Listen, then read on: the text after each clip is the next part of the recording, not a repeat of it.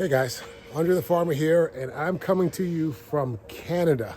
We are here in Mississauga, Canada. This is where I grew up, and we're here with a dear friend of the family's, and she's going to show us her entire garden here, and we're going to go through it. It is amazing. I walked in, and the first thing I noticed was there's citrus trees. There's citrus trees, and we're here in Canada, and there's citrus trees growing. They're in pots, so let's... Hot peppers. So this is my mom and a good family friend, Karen. Can you tell us a little bit about your garden here? What's going on here? Well, we have a greenhouse where we move most of our tropicals and indoor plants in, and we keep them in the winter. We fill water barrels up to keep the water going because the water line will freeze in the winter. Okay. So we try to keep it about, maybe 60 to 70 during the winter, just to make sure that it's above freezing. Okay. Which you know is 32 in the States, so we keep right. 45 to above. Thank you for converting that for my followers. so can we get a little walk around and just show us what's going on here? Along here I have raspberries. Okay, There's 3 different types. I have a black raspberry, a white raspberry, and a red raspberry. Okay. And then I have some wild strawberries that come up in here. This season for raspberries and strawberries is finished because strawberries come in early June and the raspberries in July. But once it gets hot, the raspberries don't. They're more of a cooler. Canadian hot. Yeah, Canadian hot, yeah. And I have down through here, we have our fruit trees. Yeah. We have the apples and a plum tree. Oh, this thing is loaded. This thing Yes. is loaded. Yes, it's loaded. And I have along this side, my husband is a horticulturalist, so he's been making some euonymus plants and some other cuttings, some boxwoods. All these are things that he's made from cuttings, and we potted them up. Okay. Are you planning on selling any of these? We will. We will eventually. They're too small right now, but people come and ask. Is this a mulberry? Yes, there is a mulberry in here. Okay. Cool. And we have a blackberry up at the other end, so we have a lot of berries. A lot of berries. All right. So Where to next? Okay. We can go up You this can way. go ahead.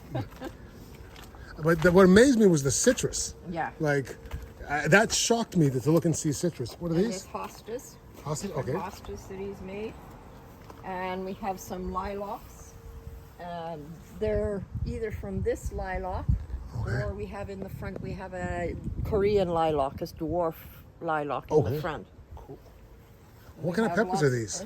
Those are, I think there's 3 different types. We have the cayenne and we have the Jamaican one. Scotch bonnets? Scotch bonnet, yes. Scotch bonnets, oh nice. So I just picked a few of them the other day, but there's a lot more coming in the back here, you see. Wow, beautiful. And they go in the greenhouse in usually by the end of August we'll put them in. And they overwinter fine. Inside, yeah. They tend to lose their leaves a little bit because it's not the best conditions when it gets down too cold. Right. And we have some of the tropical, all these go inside the mandravilla. Okay. And I see there's grapes on those vines there. Yes. One thing that people don't realize is how fertile the soil is here in sort of Ontario. Like you guys can grow stuff that we can't really grow. And he has, this is like his cutting bed. It's very weedy right now because we've had rain almost every single night for the last 2 weeks. And the blackberry is over on that side of the fence over there. It's amazing how much production there is on these grapes. Like, do you make wine with these, or do you eat them? Sometimes. The kids eat them, make jam. Very many different purposes. We have, these are some of the other plants that we try to sell a few of this year. We have some indoor plants and some grasses and some coleus that we take and make cuttings. We buy 1 plant and make 6 or 7, and by next year we'll have a few more. And we have the holly. Right. And in the back there is our one and only rhododendron that was left. We did have at one point rhododendrons here, but then got too shaded with the, this is a redbud.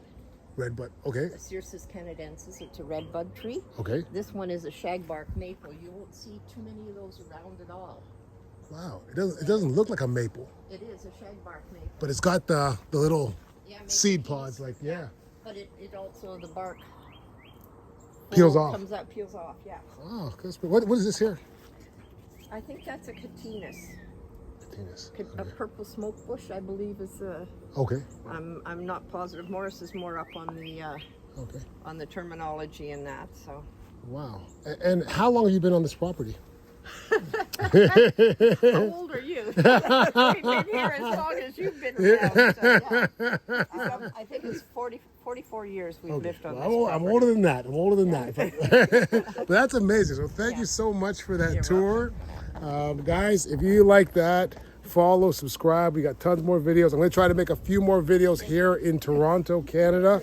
But, you know, that was pretty cool. I'm really impressed. And I always say it's amazing what you can grow in these northern climates. People see my garden in Canada and in Florida, and they think, wow, you know, you can only grow this in tropical areas. Like they've got pineapples inside this greenhouse as well. I didn't show you that, but there's pineapples inside this greenhouse here, and they actually get pineapples to fruit here in Canada. They've got citrus, they've got a little mango tree. So there's a lot of things you can grow even if you're in a northern climate. So hopefully this helps out you northern guys and gals. But if you like that, hit the like button, subscribe, follow. There's plenty more coming. All right, see you guys. Bye.